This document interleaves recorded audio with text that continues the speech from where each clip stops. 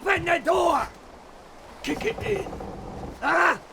Lest we break it down and take more than those shells! You bastards may take exactly what I give you!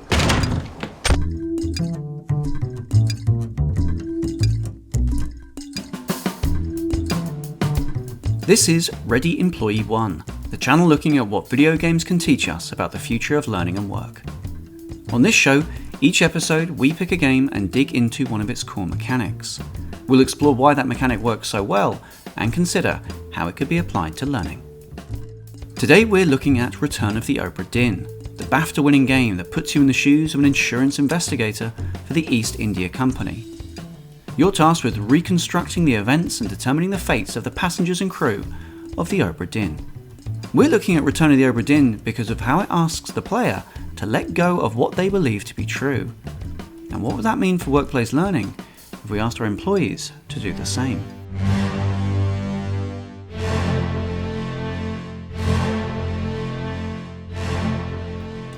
Return of the Obra Dinn is a puzzle detective game. The player is provided with a memento mortem, a tool that grants you the ability to see the moment a person died.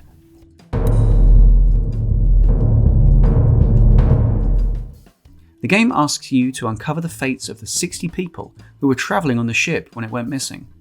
It sounds simple. It's not. I spent ages. It took ages. It might be clear what their fate was and how they ultimately met it, but working out who each person is a lesson in deductive reasoning and logic. Your investigation is not a linear one, and different bodies will jump you between moments throughout the voyage. The story of a vengeful brother who lost his kin early at sea, and what becomes of the poor fellow he blames, is told in flashes, moments that take the player back and forth. This is a story that the player pieces together by being provided new information and creating new connections between characters that forces them to change their theories. Because if they don't, they're not likely to succeed. How often do we ask a learner to challenge themselves like that? Provide them new information on the context and connections between those around them. Information that could radically alter how they see themselves and their job. How often do we make that process essential to their learning?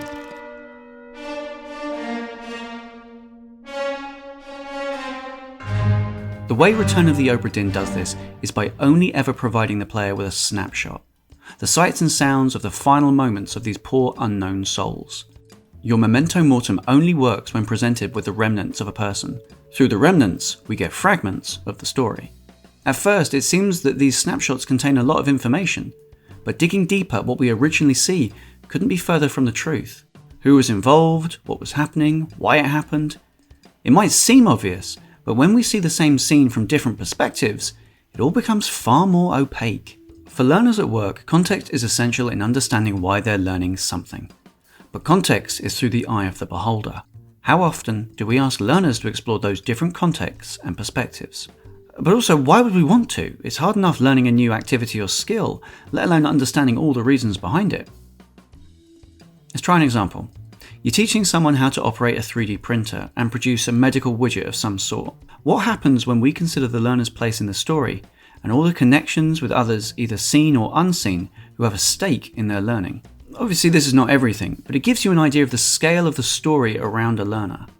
Let's start with the learner. They have produced the object. Congratulations. Their part of the story is over. Now let's use our momentum contextus. Move quick! We have other learners, a teacher, a mentor, a buddy. Let's expand further. We have the designer of the widget, the product owner. Let's go out one more time. We have the patient, we have the family, we have the doctor. All these people have their own stories to tell, all of them connected to the object the learner produces, all with their own context and point of view, stakes in the learner's success that our learner currently has no idea about. How does the learner think of the learning when seen through the context and perspectives of the different people involved? Consider the patient. They might think, I must do this right, it's important. But consider their mentor, and they could ask themselves, is this truly the best I can do? When designing your next learning, try mapping out the wider story and the primary, secondary, and tertiary connections that your learner and learning is part of. Then test how it feels when considered through different lenses.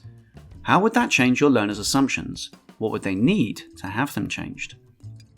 Return of the Obra Dinn is a detective game based in the 1800s. It has sea monsters and magical items. It has a story and cast desperate to be mined. Maybe the story behind your learning isn't quite so fantastical, but it's likely just as deep and far-reaching.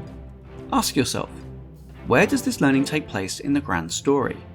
What other characters should I make the learner aware of, and in what order?